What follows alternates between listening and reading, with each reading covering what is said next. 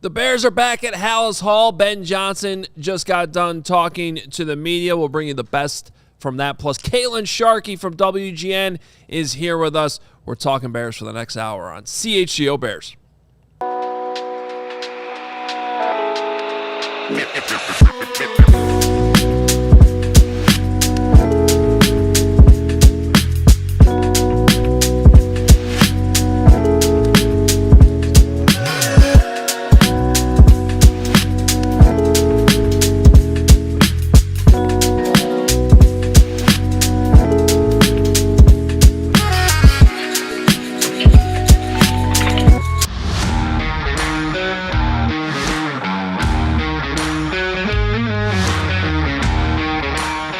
This is the CHGO Bears Podcast presented by Bet365. Download the Bet365 app. Use code CHGO365 when you sign up. Whatever the moment, it is never ordinary at Bet365.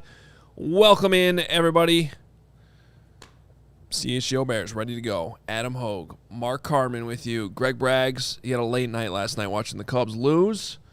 Apologies to all the Cubs fans out there. Braggsine's an RC Cola. The dude is just straight soft right now. I mean, just whining about the Cubs' loss. Never say die. We're going to win 3 in a row. Well, I have great news for Greg and everybody else. Blackhawk season starts tonight. It's a new season. It's a new era. We're ready to go.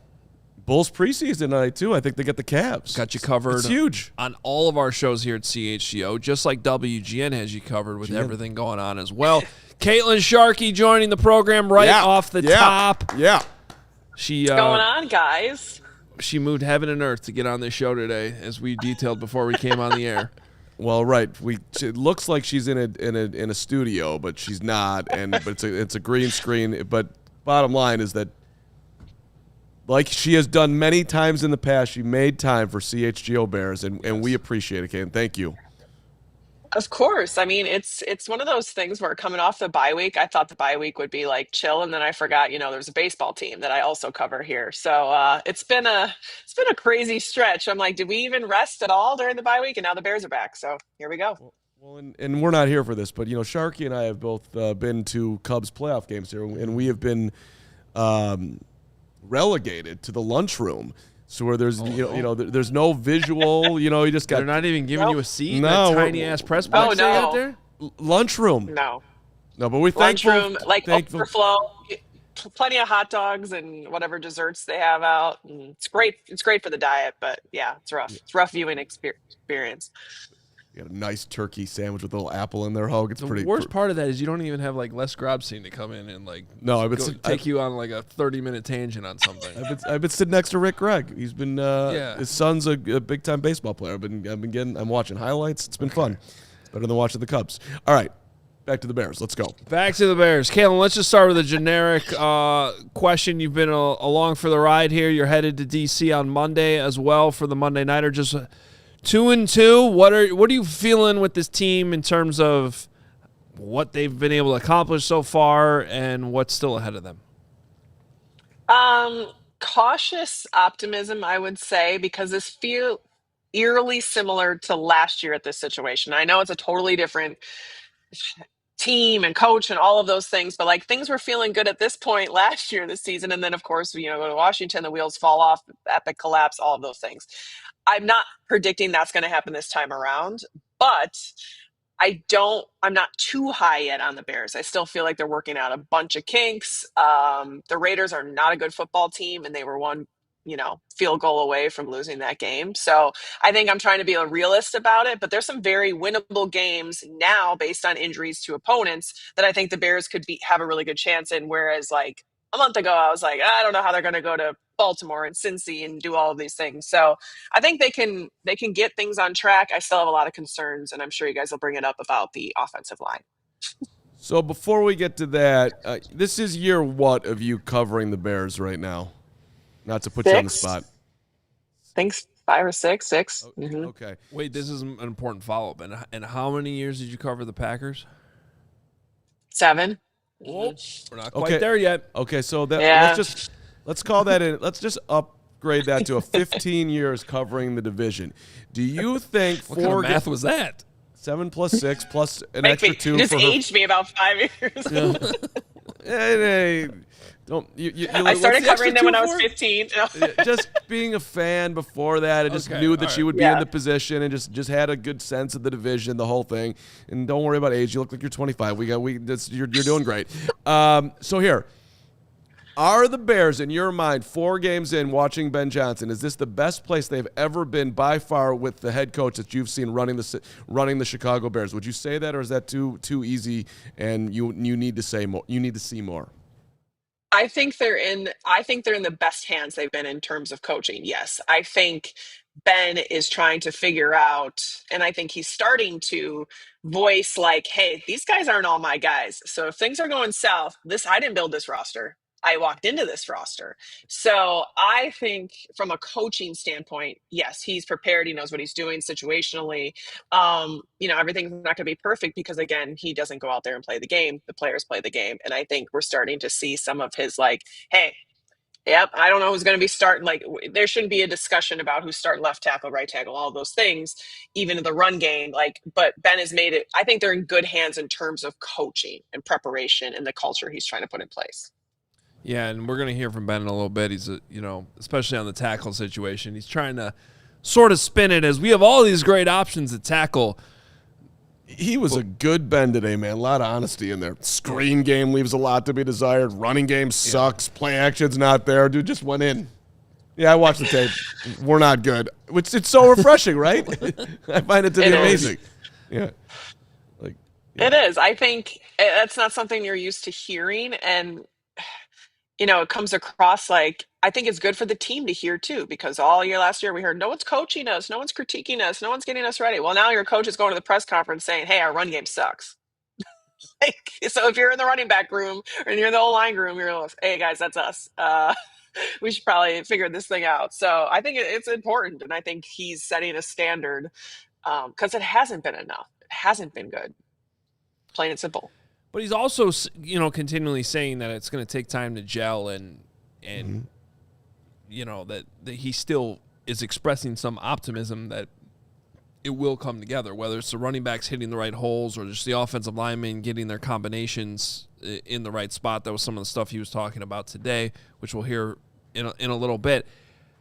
I'm willing to meet him on that because here's and this kind of has to do with what Carm asked you earlier in your answer too. It's just this is probably one of the rare times where I'm actually buying the idea that the Bears could actually get better as the season goes along, which I know is a foreign concept to many, but is actually how it's supposed to work in the NFL. You're supposed to peak in December and going into January. And I feel like there's been too many times in the past where you don't have enough trust in the coaching staff to actually see development, to actually believe that a team's going to get better as the season goes along.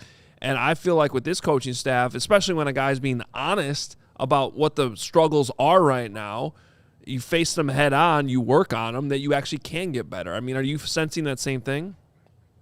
Absolutely. And I think there's just a different tone even going into the season following camp. Dan Rochar talking to us about Darnell Wright needs to be consistent, just calling people out and holding them accountable, where last year you would have thought they had the best roster on the planet because no one did anything wrong and everyone was great. And, they lost all those games, but yet they had a great roster. So I think it's important that these coaches are listen, this is where we're at. They need to get better. We need to coach them a certain way. Even what Al Harris is doing with the DB group, I think has been tremendous because Tyreek Stevenson is done a 180 in the best way. And I think he's continuing to grow. But if you would have told me what's this DB group going to look like without Jalen Johnson, they're doing an okay job. And I think that has a lot to do with coaching. And that starts with Ben Johnson and the people that he's brought in and the precedent that he's setting as a head coach. We had your good friend Carmi V on the show last week, and I created a segment for her that I'm going to pass along to you right now, which is called the Gold Star segment. Who do you give your gold star to? You have the whole roster available to you. Anybody who's impressed Kaitlin Sharkey the most, you're 4 games in. I'll keep talking until I see the big light bulb come up here. Gold Star Award. I remember being a 3rd grader at St. Clemens Elementary School. Did you ever get the Gold Star? You get the Gold Star. You felt so good about it. I don't think I ever got the Gold Star, actually. But I did win. I got a few Gold Stars. Yeah. I won a free throw shooting contest. We can talk about that another time. So who's your Gold Star? Do I say Rome Odunze?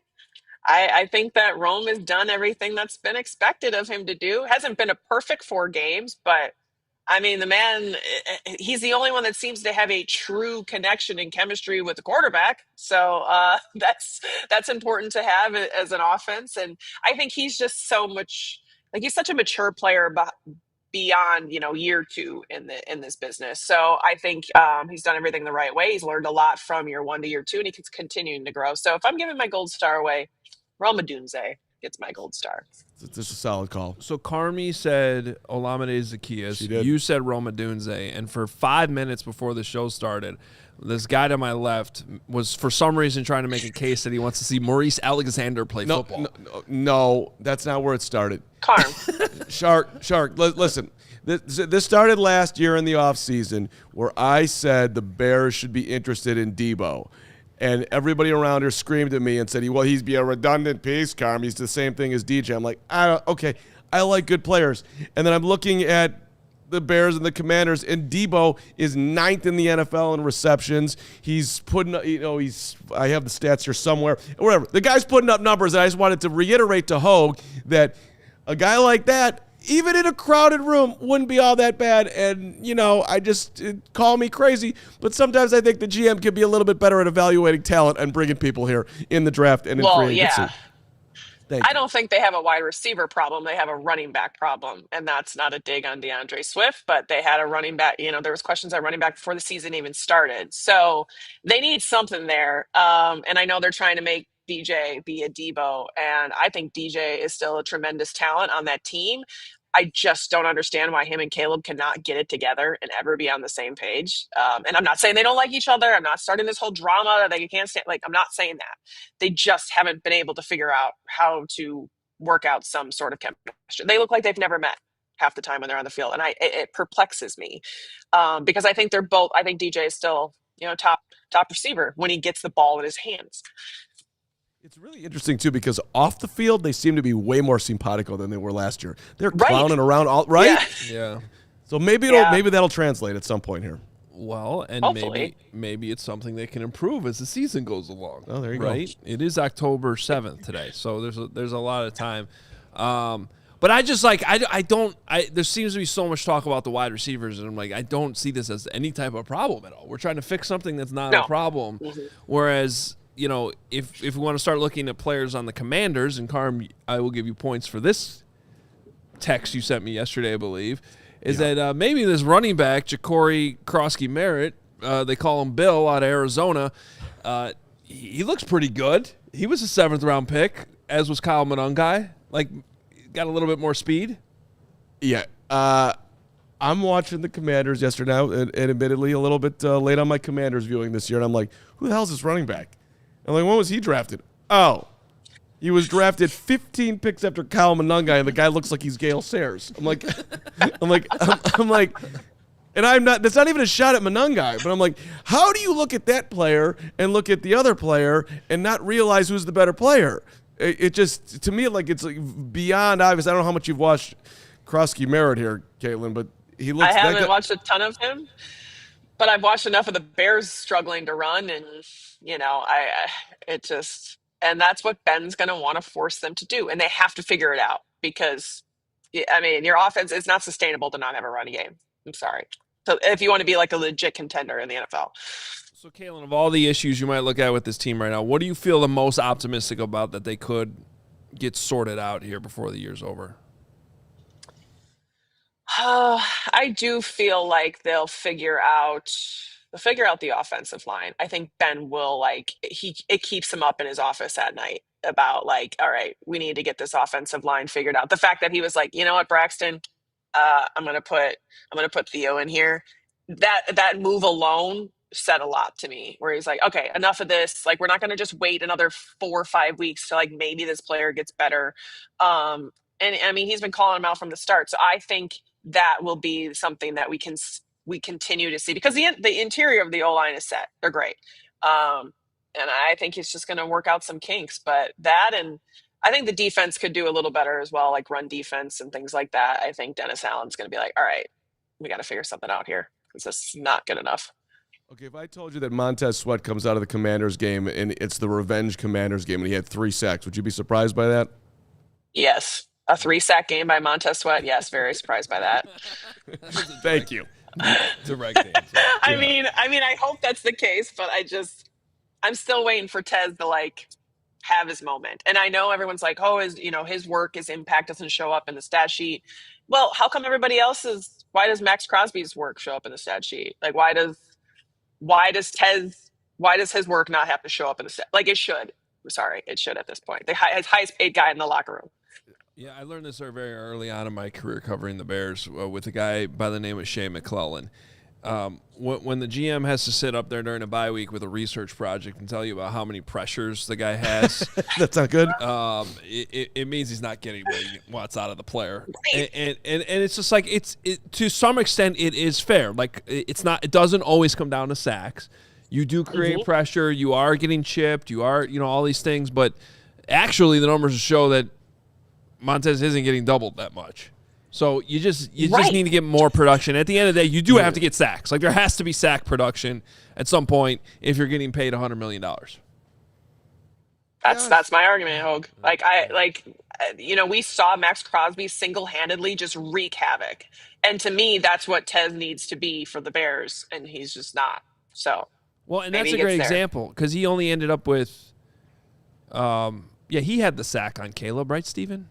Yeah. Crosby did get the 1 sack because the point is they only ended up with 1 sack on Caleb. Right. So, but you knew where he was all the time. Exactly. Like so, you know what it looks. You don't have to squint to see the pressures or the impact the guy's having on the game, even though he only had 1 sack. Or the batted down balls and interceptions, which was a ridiculous play. Yes. Right. We don't need to be squinting. I am curious though, Carmen. You brought up how you won a free throw contest. Yeah. Once, but I'm wondering by how many how badly Kaitlin would kill you in a free throw contest. Well, and crush Greg Braggs at golf. No, too. I mean, I'm willing to. I mean, I'm a very competitive person, but I probably will allow that Sharkey's the best athlete on the show right now. That's fine. Can you give the resume out real quick? Oh man, I was like the conference's leading rebounder, but I was like 5'10" and so second grade. So I would have been rebounding. They never taught me how to handle the ball. I would just go down and stand on the basket and grab the rebound. So, but when it comes to free throws, really quick, this is hilarious. I got so embarrassed. I hit a buzzer beater once to win a game, but it was a bank shot. So, okay, win the game. Oh my God, this is awesome. Every time I went to the free throw line after that, I would bank my free throws, guys. It was mortifying. I couldn't stop. And my coach was like, stop banking your free throws. And I'm like, I can't stop, but I'm making them. So what's the trade-off here? If they went in, that's fantastic. Wait, you weren't trying to bank them, but they just were, and they're still going in? Yeah. Wow. Well, did your parents not get you glasses, or was this just you were very excited? I had glasses for a long time. I've had those for a long time too, but my basketball skills have fallen off. So I don't know. Maybe Carm could take me. See, it's stories like that, which again support my theory. They do not understand how anybody can be in the NBA and not make free throws consistently. Yeah, but I mean, let's not bury the leader. She was the conference leading rebounder. That's the highest outside of any athletes that have actually played in the NFL, like our guy Javon Dexter with his jersey out here today on the show. That's major media talent right there. Think David Hawes ever done anything like that? No, he hasn't. Well, I grew up in a town of without a stoplight, guys. There was 89 kids in my class, so let's not get too crazy. See, that's where I needed to be. I would have been amazing. 1A. I needed to be playing 1A. Greg would like to send you to a small town right now. Oh. Kaitlin, thanks so much for joining us. We appreciate it. You guys are the best. I'll see you guys soon at either Cubs or Bears. Cubs tomorrow for me. So, all right. All right, see you then. Be good. See you at Bears Kaitlin Sharkey, WGN, does a great job. GN Sports Night. Yeah, GN Sports Night. We should have brought that up. GN Sports Night every night with our guy, Jared Payton, too. We haven't had JP. Think about all the energy on that show. Yeah, which is why those two do a very good show together because it's a similar cloth, if you will. By the way, Hoge, just because you brought up Ja'Cory Crosby-Merritt, maybe I'll hold it for after the break. Why don't I hold it for after the break? You like that? Do that, because I have an interesting Ja'Cory Crosby-Merritt stat, too. You do? Yeah. All right. The professionalism on the show, it's staggering at all moments. We will do that when we come back after this. Hey, with the Bet365 early payout offer. Oh, I needed this badly on that Cardinals bet the other day. Didn't quite get to 17 points, but you will be a winner if your team goes up 17 points. With an instant payout on straight bets and parlay selections marked as winners, you can download the app and use code CHGO365 when you sign up.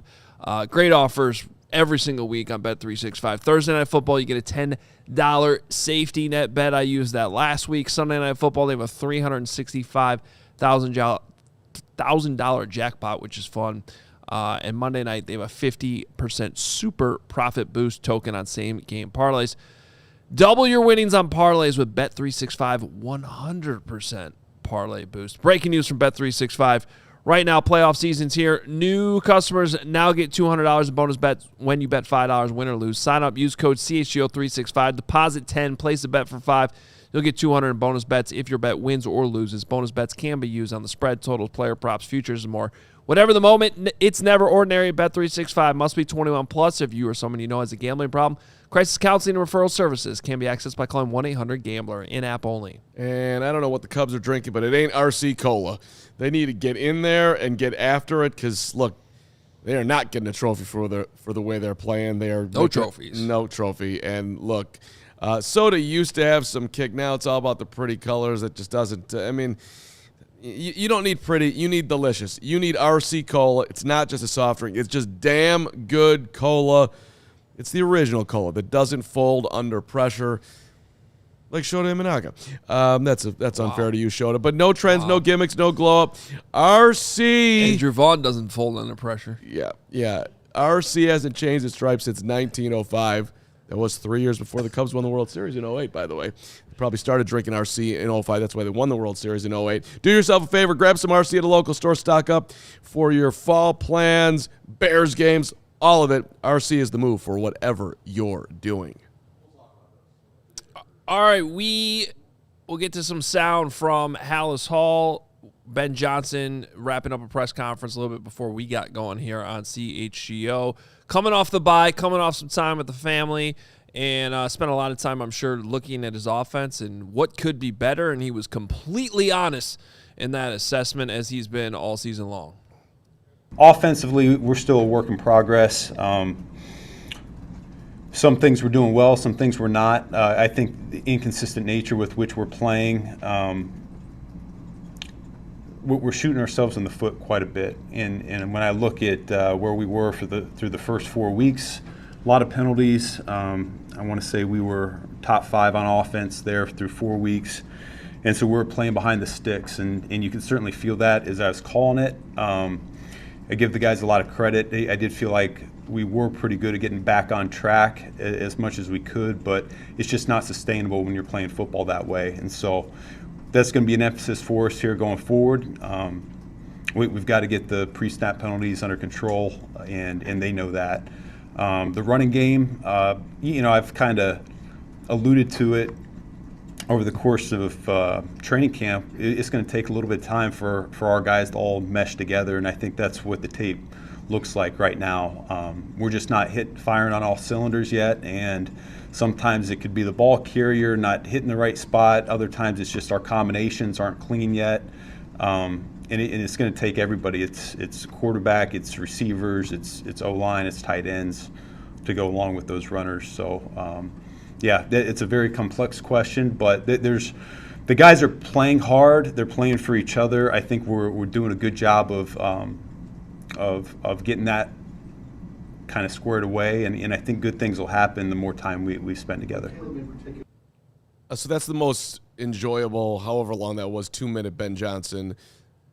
Steven said like 9 times. It was a minute and a half. Minute and a half, great. I wasn't listening. He was counting down. I was listening to Ben because Ben was amazing there. And I saw whoever just put it in the chat, the accountability. Isn't it not refreshing? Yeah, these guys are, adults. I'm not going to be afraid to talk about what's going on or what's not going on. And then at the end, Hoge, where yours truly's ears really perked up, is when he underlined that how did he exactly just say that? they're playing for each other, and we're getting that right. We're starting to get that right. That was a zing right there, that these dudes were not together for each other in the past. And by the way, the past being like, I'm assuming his experience in training camp, something he's been working on, like, y'all going to play for each other, and that's how we're going to win. Well, I think that's what happened at the end of the Raiders game, even though it wasn't a very pretty game against a not very good team. But they were playing together in all three phases and pulled it out in the fourth quarter in all three phases and made those plays that they need to make. Yeah, and then you watch him in the locker room afterwards with his reaction, like saying that both teams, that was two desperate teams out there that both really wanted to win, but one team wanted it a little bit more. So he's the message that he's putting out there, I think, is pretty damn clear that A, we got to get better, and B, you all got to play for each other, and C, I'm liking that I'm seeing some progress that way. Everything there is, I think, to what we're talking about on the show, like, will they actually get better as the season goes along? I think you could just saw 90 seconds, a minute 30 of reasons why it actually could happen. Well, yes, but they also need to figure out the tackle situation, and they have some big question marks there because the two guys that started the season at left and right tackle might not be playing Monday night. One that seems more performance-based, the other who's dealing with an elbow injury in Darnell Wright. So Ben said that he knows who's going to be playing left tackle, and he didn't want to divulge that. We all think it's going to be Theo Benedict. But what about right tackle? Couple questions here. Is Darnell Wright healthy? Even if he is healthy, does Ozzy Trapilla have a chance to play there? Because he was a second-round pick who seems to be right tackle only at this point. Here's what Ben Johnson had to say, and I found this very, very interesting on how he's trying to sort out the right tackle situation. We've got some really good tackles, and so that was the beauty of the vision that Ryan had, was bringing in a lot of really talented players and letting them battle out and see who wins what. And so whether that's a starting role or whether that's a backup role, we'll determine that when that time comes. Is there a world where Ozzy plays well, he could win that job? Absolutely. He's a really good player. I think he's really settled in on that right side, and I'm really looking forward to all those tackles getting healthy and getting after it again. I thought we have two different reads on this. We talked about this before the show. I mean, I personally thought that he just didn't want to, like, say something like, yeah, no, there's no chance that Ozzy can never start at right tackle. You're hearing it in a slightly different way. Well, but it's not just that common. It's everything that they've been saying since camp and what I've been seeing on film. Darnell hasn't been great. He's been fine, and I do, and also I don't think he gets enough credit, especially in the run game. I think he's blocking just fine, but the penalties and the mistakes will drive coaches nuts, especially when you're a really, really talented player. And so I think there's been some of that going on. I don't know. At this point on Tuesday, it's too early in the week to know. There's no injury report today. They don't have to put an injury report out until Thursday, which is interesting because they're actually going to practice today and they're going to practice tomorrow, and then they're going to be off on Thursday. And they're going to put a fake injury report out on Thursday. I shouldn't call it fake, but it's the estimated the estimated report for a practice that didn't actually happen. So we probably won't know, unfortunately, until Friday when we're already done with this show and Hogan Johns, what the health situation actually looks like for some of these guys and Darnell Wright's ability to play on Monday night. But, I mean, just hypothetically, if he's out again and Ozzy comes in and plays well, doesn't those comments from Ben Johnson carry a little bit more weight to you? Yes, and look, you're going to have to make a decision with Darnell Wright sooner than later. We are, this ain't year one. We're moving along to, are you going to pay him or are you not going to pay him? And if you are going to pay him, it ain't going to be cheap. Well, and that's important, by the way. Sorry to cut you off, because that's where I would still be very, very surprised if a healthy Darnell Wright's not playing at either right or left tackle, because him sitting on the bench does not help you answer that question. You have a lot more time with a second-round pick who's still a rookie, who probably still needs more development time. So we're all sort of guilty at times of rushing rookies onto the field. And in this situation, you don't really need to do that. You don't, but and I don't think they will. I think they'll be fine with Ozzie having a developmental year. But reminder, Ozzie was a second-round pick. A lot of second-round picks get a lot of playing time. Just to have him have a redshirt year, like now Karan Amagaji's on redshirt year number 2 alongside an injury. That's not necessarily ideal.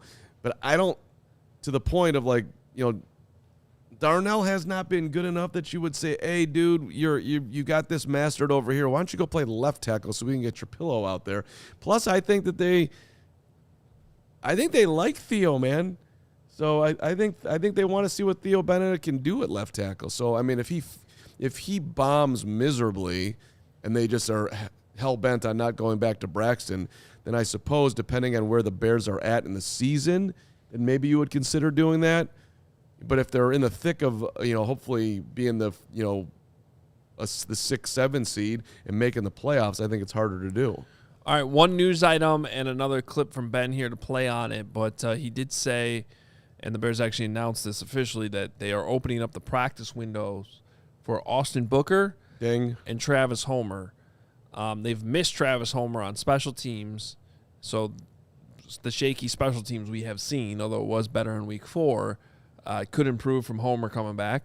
And then with Booker, it's kind of more like praying, but you're hoping that he can provide a spark for what has been a very disappointing pass rush so far this season. And I don't know, could he be better than Dio in 5 seconds? Well, let's find out. This is what Ben Johnson had to say about Austin Booker. He's another guy that I thought you felt the pass rush there, particularly in the game setting. Saw it in practice and the joint practices as well. So he was a guy that was able to affect the quarterback. That's something that we talked about as a unit here today. Points of emphasis, where can we improve? Obviously, it's the penalties, it's the run game, but affecting the quarterback, we're not doing a good enough job of it. And so that's really where I saw Booker making the biggest impact there in the preseason. So we'll have to see where he is now back on the practice field. Yeah, and look, Austin Booker's not a perfect defensive end. He probably still needs to get stronger, but right now they need to get after the passer. And if he can do that, if he can provide a spark, change of pace, even if it's just on third downs, whatever it is, the Bears could use that. I don't care if it's on first down, second down, third down. They need somebody to, at some point, as Ben put it, very minimally there, affect the passer. You need to at least affect the passer, let alone get some sacks. Well, one thing I've noticed is, is it just me or does the entire D-line just seem slow? I know that Dennis Allen has this prototype of edge rushers, being the bigger-bodied guys, and, they should be a little bit slower. But between Dio and Montez Sweat on the edge, they've seemed slow. We know Grady Jarrett has the knee injury. He's definitely slowed down. They need somebody who could add a little bit of speed to their entire D-line right now, and that's one thing that we know Austin Booker could do. We saw it a ton in the preseason. I believe Kevin Fishbane was on Hogan Johns this week, and I heard a clip today that I did not realize, which was that the leader on the Bears in sacks has 1 sack. And there's 5 of them. Tano, Dominique, Domrob, Big Dex, Dio, and Montez all have 1. I believe the word for that level of production is that sucks. I mean, or another word for it would be it's just got to be better. That ain't good enough. Barely over a sack a game as a team. Yeah. So, when it comes to Booker having an impact, I'm going back in my mind of what Dennis Allen said about Booker, and that's that Austin needs to be more consistent. What are you laughing at? Everything about the CHGO cram comment. The CHGO cram. The name, the avatar, and the comment is the best part. Have they announced when they're opening the practice window for stopping the run? Did you? Which Brad Biggs, in a way that Brad Biggs can only do, he just underlined in his piece about how bad the run game is. Bears are allowing 164 yards per game, which is the worst in the NFL, 6.15 yards per carry. can't win many football games. It's a miracle they're 2-2. No team has finished allowing more than 5.5 yards per attempt rushing the football since the 1959, at that time, Washington Redskins. 1959, you got to go back at 5.5. And they're not even close to that. And that's more than a half yard more. By the way, they also gave up 240 yards to the Raiders, who were 30th in the NFL. It ain't like they were going up against the 90s Cowboys. Now, that being said, though, on the positive side, they are third in the league with 9 takeaways. They have been able to take away the football. So they've been really good on third down. Yeah. So yep. there's signs of hope, believe it or not. That's why it's only been 4 games. There were 17. There's a lot more time to get under that very bad number that you just read. All right, we'll take another timeout. We'll come back. We're going to take the temp on this quarterback matchup coming up next. And there was a trade today as well that could affect the Bears. We'll talk about it next. But first, you feel that in the air today? You feel it? I don't. A little crisp? Actually had a great walk in the crispness today. It was a good walk, solid crisp. Okay. Well, it started to cool down. Fall's here. Winter's next. Your furnace is about to turn on. It maybe already did this morning. You got to be ready. So you're going to call 4 Seasons right now. If you got a plumbing emergency, call 4 Seasons. Electrical emergency, call 4 Seasons. Need a new hot water tank installed today? Carman does. Call 4 Seasons. At 4 Seasons, they're guaranteeing same-day installation for all your heating, cooling, plumbing, electrical, and generator needs with no extra charge for nights, weekends, or holidays. And right now's the time to get that furnace tune-up. And if you need a new one, furnaces start at $39 a month. Call today. Save $50 from your trusted local experts.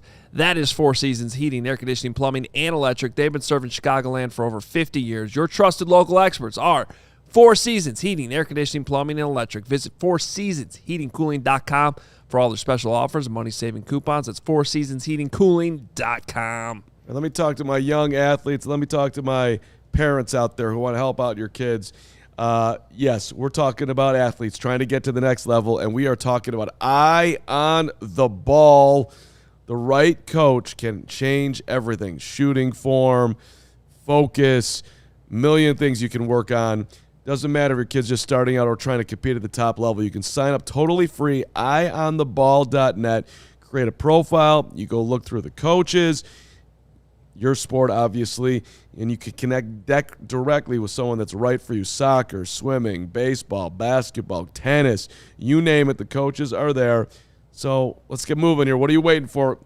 No time like the present. Eyeontheball.net. That's eyeontheball.net. Find your coach. Take your game to the next level. Coach! That's right. Hey, it is time to take the temp. Speaking of 4 Seasons, your trusted local experts are 4 Seasons Heating, Air Conditioning, Plumbing, and Electric. Visit 4seasonsheatingcooling.com for all their special offers and money-saving coupons. That's 4seasonsheatingcooling.com. And we're taking the temp on the most obvious thing this week. Just love it. Just embrace the debate. Caleb Williams versus Jayden Daniels. Drafted number 1, drafted number 2. Carm has already written the book, just like he did with C.J. Stroud 2 years ago. It's over. Yeah, Cancel everything. The Bears made the wrong pick. They should have taken Jayden Daniels. And yet, Mr. Carm. Yeah, let's go, Hoge. Jayden Daniels continues to sit out football games. Did he sit out this week? No, but he did the 2 weeks before that. Okay. And the weeks last year, too. And I don't know. I just keep seeing Caleb take hit after hit after hit after hit. No, and this guy's terrible. NFL Offensive Rookie of the Year. Yeah. Took this team to the NFC Championship game. So you guys have heard me reference Sumer Sports. We've had many of their fine employees and guests on the show over the years, especially at the Super Bowl. They came out with this new thing I highly recommend you check out. It's called Sumer Brain, and you could basically ask it any question.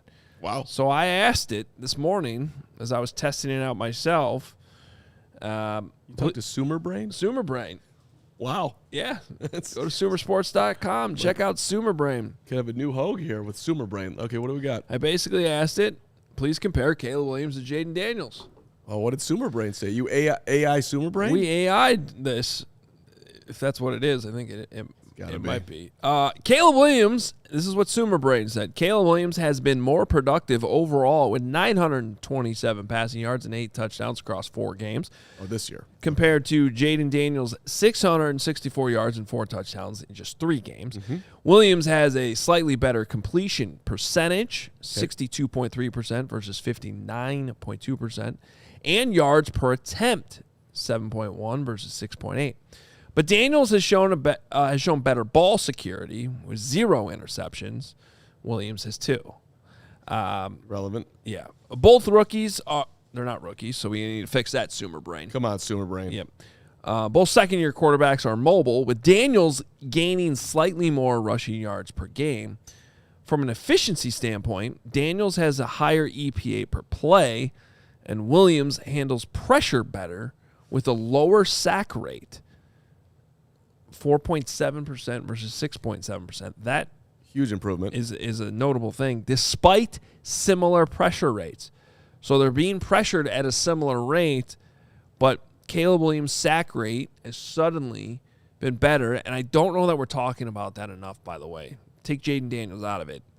The sack rate thing has been a huge improvement from last season and is trending to be a ridiculously better number than it was last season when, of course, Caleb Williams hit 68 sacks.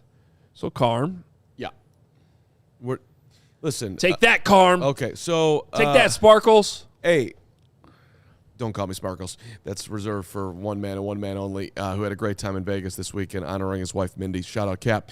But so, look, Caleb's been getting better, man. I said it in week 2. I thought that, in the Lions game, the one positive is that he got better from week 1 to week 2. And then he got better from week 2 to week 3 against Dallas. And he wasn't great in week 4, but he did lead them down the field when they absolutely had to have it.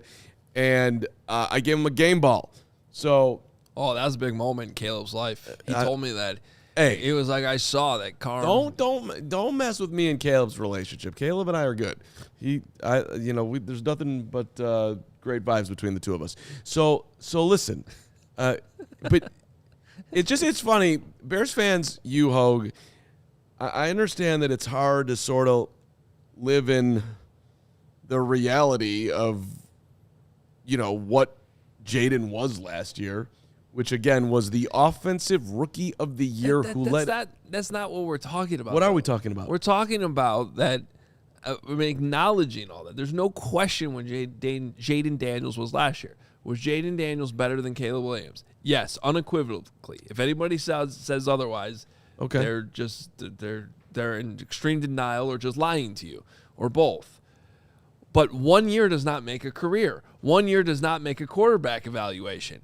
And so when we decided that the Bears, and by we I mean you, made the wrong decision to not draft C.J. Stroud 2 years ago, the book's not over on that still. And it's not over on Caleb versus Jayden Daniels. And anybody this offseason could have looked at the situations and said, A, what is Ben Johnson going to do for Caleb and his development? And B, is Cliff Kingsbury and Jayden Daniels going to be able to repeat their success when everybody I talk to in the NFL that knows ball better than I do says that a lot of that stuff was schemed up, half-field reads, designed to get very specific throws wide open, and how defenses adjust, what's it going to do? I'm actually going to give Jayden Daniels and Cliff Kingsbury credit here. I think it's been better than even I thought, because I thought there would be even bigger adjustment than there has been. But meanwhile, all of that taken into account, and Jayden Daniels has still been good this season, Caleb, by most passing metrics, EPA per drop back, everything I just read to you, has been better, actually. Not to mention that 2 years worth, not 2 years, a year plus worth of data and evidence seems to prove what many of us thought between these two guys going into it was that Caleb would probably be the more durable player, which matters. Does. Absolutely does.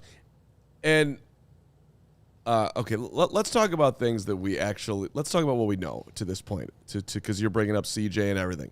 I think we can firmly say, as Bears fans, even the ones that were running down Mitch Trubisky lane. We can officially say, I think today, that Mitch Trubisky is a backup quarterback in the NFL, and that's it. He can't play. Can we say that? No, I honestly think if he went to the Jets, he'd probably be. Oh, he'd be better on the Jets. Okay, I'm just kidding. No, right now, can we close the book on Justin Fields, Bears fans? Can we close that book and say that you know what he is? He's a high level backup, a very low end starter who has a unique skill set, but it's really not fit for your traditional NFL offense. Can we say that?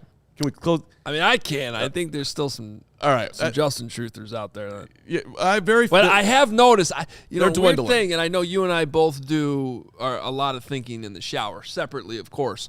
But I was thinking about this morning in the shower.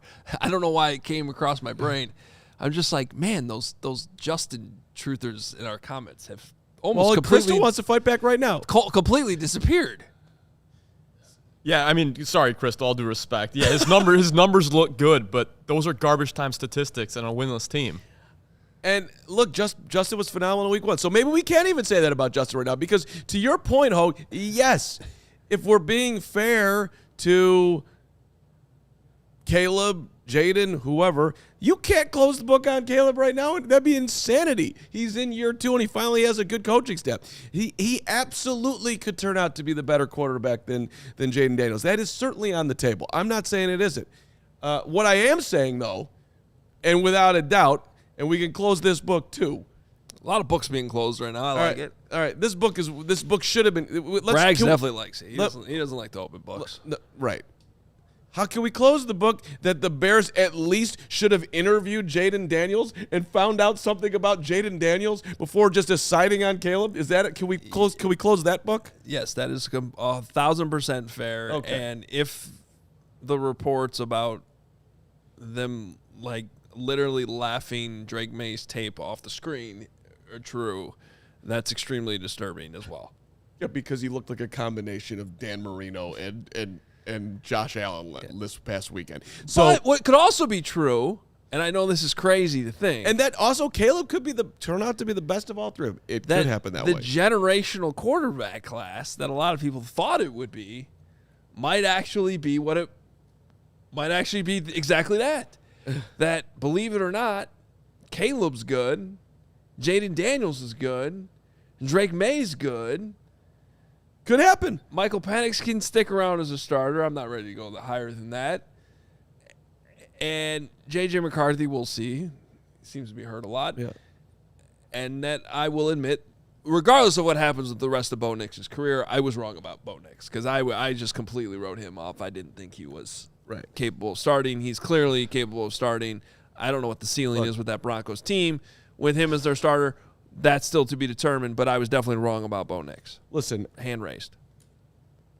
Being an NFL general manager I will grant, is a very hard job, okay? It is not a zillion players out there. How do you evaluate them? But the point is that you have to have some wins that like, oh. Hold that thought. We have to break. Okay. We absolutely have to break. Okay. It's not a break. It's not a break. But first. But we will be right back. But first. Oh, from handcrafted steaks to delicious fall favorites, Omaha Steaks delivers the world's best steak experience. Right now, during the Red Hot Sale event, you can get 50% off site-wide at omahasteaks.com. Plus, our listeners get an extra $35 off with promo code BEARS at checkout. Bears. Man, when that box shows up at your front door, it's the best feeling, Carm. So juicy, so tender, so delicious. No, it's very frozen. But once you thaw them all out and then you put them on the grill, then all of that's true. How about that little dessert thing they got in there? Oh, yeah. The apple crisps. Yeah, something like that. But put a little the ice cream tarts, on there. they just put them in the oven. They're amazing. One-stop shop, that box. That thing's amazing. Yeah, check it out right now. Go ahead and scroll down there, Stephen, please. Get fired up for fall grilling with Omaha Steaks. Visit omahasteaks.com for 50% off site-wide during the Red Hot Sale event. And for an extra $35 off, use promo code BEARS at checkout. That's 50% off at omahasteaks.com and an extra $35 off with promo code BEARS at checkout. See site for details. Hey, you know the moment when you go to Vegas with your best friend and you take pictures in a pool, and then all of a sudden you leave your sunglasses at the pool, Yep. you come back to Chicago, your name is Steven, and you don't know what to do. Thank yourself so much because you purchased those Rays at Shady Rays. That's right. The best sunglasses in the business. You can wear those sunglasses alongside Greg Braggs and have all the drinks you want. And don't worry about it because if you lose those shades, they're going to hook you up. And yes, you're going to look super smooth. These are the premium, polarized, just outstanding shades that you're looking for. The eyewear that has your back at Shady Rays. We've teamed up with them to bring you an exclusive offer. You go to shadyrays.com, use the code CHGO, 35% off the polarized sunglasses. Try for yourself. The shades rated 5 stars by over 300,000 people. Sorry, Carmen, for being rudely interrupted. Anyway, I just want to. The whole point of this is to just say that there's a lot left to be determined. A lot. On many, many different layers over not only this season, but at least next season too. And I just think there's a lot of outcomes that are still on the table, including, to me, which is the most likely actually, that Caleb, Jayden, and Drake May could very well live up to where they were drafted. Now, what the exact order is, we'll find out. And we'll leave it on the table. Maybe the Bears got the third worst, or third best, I should say, out of those 3 guys. I don't know. I'd like to hope he's still going to be number 1. But what I do feel very, very confident in, and I would think you would agree with this too, Carm, is that this is not a Mitch Trubisky, Patrick Mahomes thing where they just completely screwed it up, regardless of, which I do think you're fairly bringing up, if the process still stunk a little bit based on what's been reported. Yeah. Look, Caleb there's a reason why he was the consensus number 1 overall pick, okay? It would have been extremely bold if the Bears had gone off the board. I get why it went down the way it went down. I see the arm strength. I get the speed. I'm not ruling out that he can – I don't even care if he's the best player in that draft between Drake and Jayden. Just be in the team photo. Like, let be in the debate. That's Which he is. Which he absolutely is.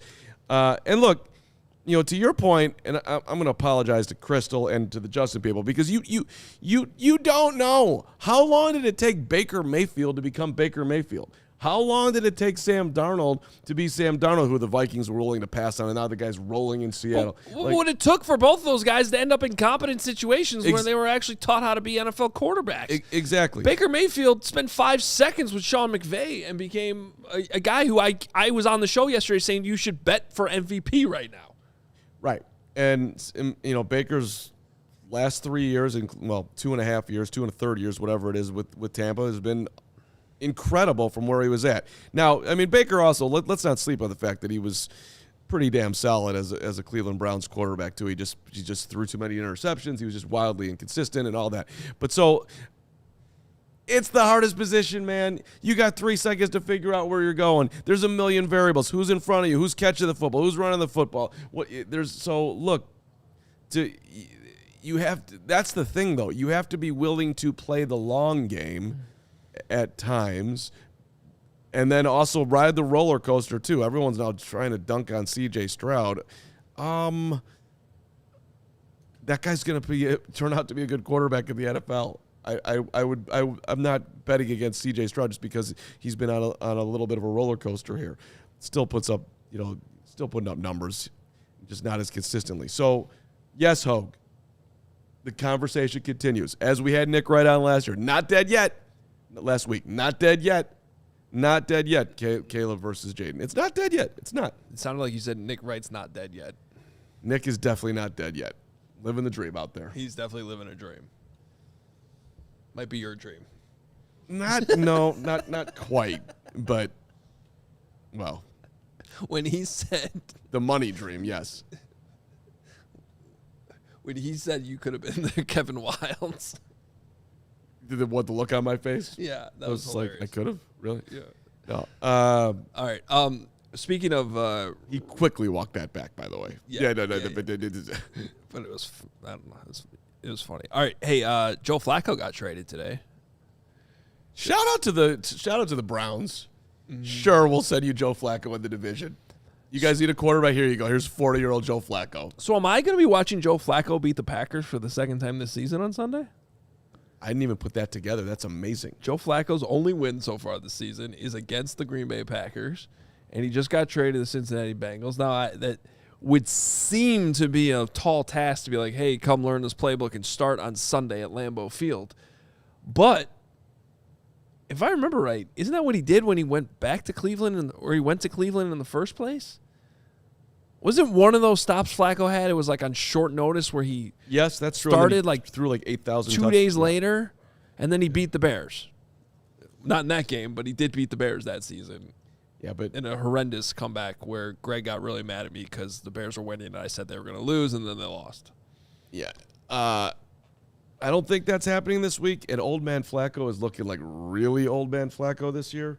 Yeah, but the Bengals need old man just competency at quarterback right now. Well, but the Bengals have phenomenal weapons, which is why I was sitting there. Of course, the Bears would never trade 17 because he's 17 and they wouldn't do that. But, like, if Tyson landed in Cincinnati, I'd like his chances for success before Joe Burrow gets there. Well, let me say this. It's a good spot. This is not any inside information. It's just my own speculation. But if the Bengals are out there trading for a quarterback, I imagine Ryan Poles' phone rang. You would think. And if it didn't, then the Bengals aren't doing their jobs properly. Right. But, the price tag would be much higher. This was a 5th, 6th round pick swap to get Joe Flacco. It was a giveaway. Oh, we can move up in a round. Sweet. Well, if you're the Bengals right now, it's not over. You're 2-3. They've lost 3 games in a row. And if they could just get some, well, their defense though is still. It's hard to imagine they're going to stay afloat without Burrow. But if Flacco can keep them around 500, and Burrow's able to come back right before Christmas, Late season Bengal there's a playoff world in which they could still sneak in. It seems very unlikely. I certainly wouldn't bet on it, but I understand why they're making this move. Well, with the Ravens looking as bad as they have, too, I mean, the door really was open. Bengals start the season 2-0. I said the same thing that you just said at that point. I said if Jake Browning at the time could just go 500 until you get Joe Burrow back, I mean, you got a real good shot. And then since then, we've seen Lamar Jackson get injured. The Ravens look like a completely different team, and Derrick Henry looks like a shell of himself.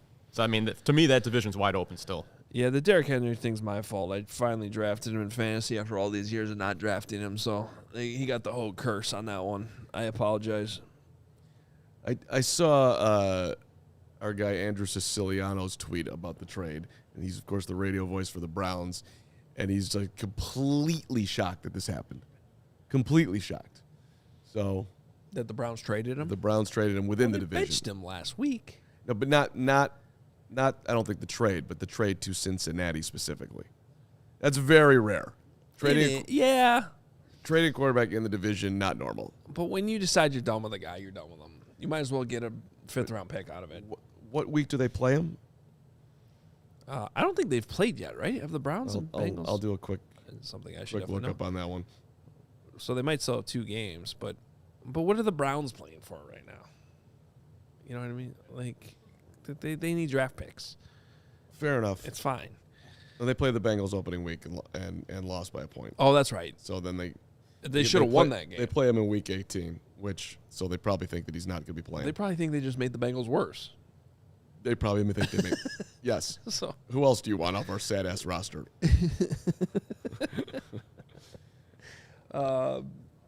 by the way, Quinshon Judkins actually all of a sudden looking like a pretty good pick for them.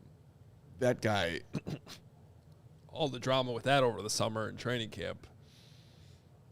I haven't heard much about Travion Henderson. I watched that whole game Sunday, and I barely remember seeing him.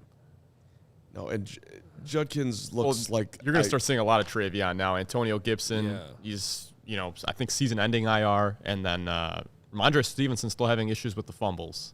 He hasn't been able to shake that. I mean, I don't know who the comp is for Judkins, but that dude looks fantastic. Now the injury issue, I'm sure, will pop up at some point here, but he looks phenomenal.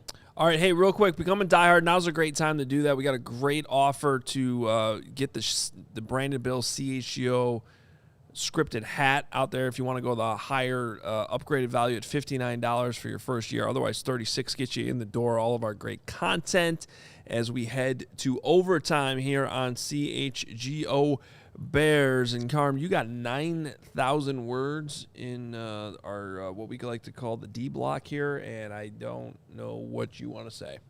Okay, great. So, and you only get 90 seconds. No, we'll take a good 5 minutes here just to run through it. First of all, shout out to my guy Kyle, the Cat fan. I was at Northwestern over the weekend, and he just screamed out at me, and he had a great seat for Wildcat. Louisiana Monroe. I'm glad that this was a Northwestern fan. Yeah. Do you know Matt the Cat fan? No, I don't know Matt the Cat fan. It's Matt Eberflus. He has cats. Oh yeah. No, this guy likes Northwestern, not the feline. Okay, but anyways, Kyle, shout out if you're listening. All right, Hoge, I want you to be proud of me today because this was a Hoge level experience. I was in Whole Foods yesterday. Steven, you might enjoy this too. I'm a little embarrassed by this story.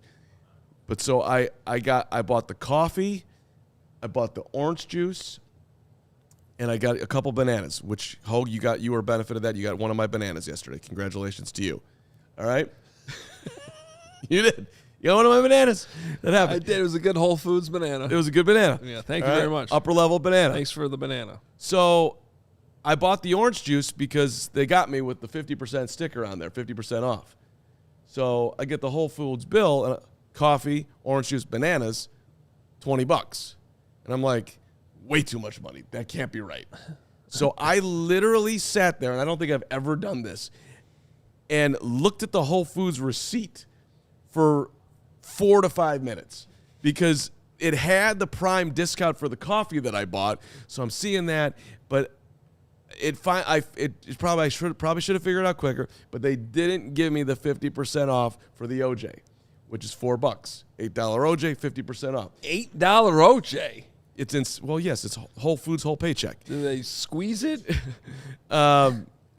So is this the fresh squeeze orange juice that you got in yes, Carman, it's Indiana? a fresh squeeze OJ. Still $4 is too much.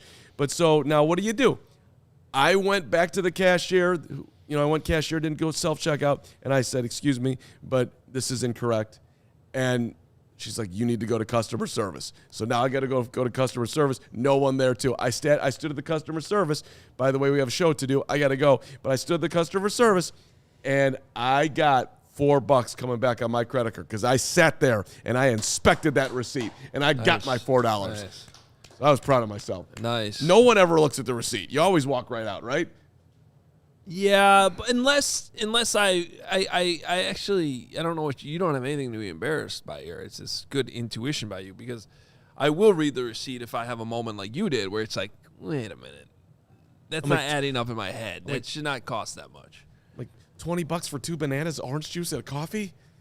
What do you think? I mean, like this. I mean, 16's still too much. Yeah, 60's way too much. But this is the world we're living in. Niam, who works at Old Crow, said hello to the show last night. We are off the rails right now. Thank you for saying hello. And if we really want to go off the rails, you ready for this one, Hoge? Got a DM yesterday. Mr. Mark Carman. I'm sure you get a lot. Reading this whole thing, by the way, because I saw how long it is. I'm not going to read the whole thing. Okay. I'm sure you get a lot of DMs, both good and bad. LOL. But I want to start by saying that I'm a fan and friend of Bragg's. Combo situation. Yeah, I would have been out right there. Yeah. And then, he knew that. This is an elite gentleman. Anyways, this isn't a Bragg's message. You needed to get that shut down. But I really love the show and all you guys. And as a media person myself, I think your whole dynamic is great. And I feel like your role in it is perfect. Is it comedy relief? Yes. LOL. But it's also a divergent opinion and a different perspective from the rest of the crew. And then you're doing a good job. You're doing a damn good job, in my opinion. Like, you don't understand how much this means to me to get these notes. This is unbelievable. And then the best one here is that he said, wait, where is it? because it's a really long note. I'm not going to read the whole thing. But he called himself an outcast. And he's like, and you're an outcast too. Not exactly, but sort of, kind of. So, like, I have identified with the outcasts. You got the outcasts. Um, I saw that too. I'm trying to find it. Because I actually, believe it or not, I actually read this earlier. Anyways, I recognize it's a complete entire stranger. I've sent you a really long and unprompted message. I've been following the whole community for a long time, and I wanted to reach out to you personally because I feel like a bit of an outcast too. That's how we said it. Not to imply that you're an outcast. Nice backhanded compliment. Because to me, you're not, but maybe against the fan base. So, anyway, you're not a pariah. You kind of complete the thing. Keep it up, man. You're good stuff, and I wish you guys all the best. Hey, so listen, and this guy's in the media, so I don't want to out the name because somebody might put it together, and maybe this is just a private message. But I just want to know it was a completely appreciated message, and one that is slightly unique to the notes that I get. So thank you. That's very nice, and it's a nice message. And I will admit that entire time I was still thinking about your Whole Foods story. Because Crystal, no, I'm with Crystal and Motor Music Mike here because doesn't Whole Foods? I don't go to Whole Foods a lot. Do they ring? You do the self checkout? It's all on the screen in front of you, right? On self checkout, yes. Because like if I go to Mariano's and then I type in my phone number to get my discounts, I make sure that the discounts pop up right when I do that. But so I don't need to look at my receipt. That's what I do. Right, but so this one's different in that it had this 50% sticker on there. So it's not like it was up to the cashier to see the sticker, which I don't think she did. It should still ring up automatically. The sticker is usually just something they throw on there after they've already programmed it to the QR code that you get the discount.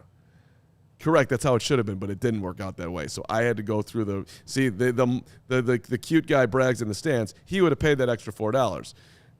By the way, yes, Carm, you're a loser. That guy not a loser, maybe, but you are. Can some HR? I like Bo Chanton. He said it's nice to see David Kaplan sent you a message, Carm. We should also just keep guessing who that message was from because I don't know who. No, it's not anybody that you know. Not anybody that I know. It's not. No. It's my guy. It's my guy.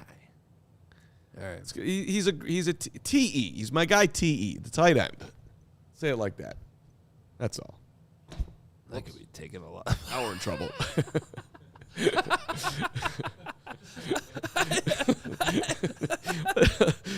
think that's the cue to Let's end go. the show. That's a great. That's the way. You know, it's Al Harris. It's not Al Harris. It's Al Harris. I got some other great stuff from Al though we could talk about. All right. Now I can't even play the harmonica, which I forgot in my bag today. Great. Thanks for that update. All right, we're out of here. That is definitely the cue to end the show. We'll be back tomorrow. I can't fix this. We reported that last week, Steven. Yeah. We're good. Show tomorrow at 1 o'clock. I will be reporting live from Hallis for you guys. Caleb Williams will be speaking to the media. Braggs will be back. We got you covered all week long as we continue to work ourselves towards Monday night. Yeah, and as we do say goodbye for real, shout out to Walter Payton, Jared Payton, the Payton family. On this day, October 7th, 1984, broke the rushing record. Nice. Sweetness. Nice. My man. Go Blackhawks. 4 o'clock game. Kind of weird. Why is that at 4 o'clock? Because they're trying to squeeze a bunch of hockey in tonight, so it's 5 o'clock in Florida. Panthers opener. There's another, like the Bruins play right after. It's a triple header on ESPN. So they... Oh, that's a TV move. I get it. Everything's a TV move. After dark, 7 p.m. tonight. Yeah, so perfect. Watch the Hawks beat the defending Stanley Cup champion Panthers. Then watch After Dark right after that. Who's on that show? Greg. Oh, yeah, right. And company. Greg and company. Yeah. Enjoy the rest of your day. We will talk to you tomorrow, 1 p.m. We all silly like the mayor.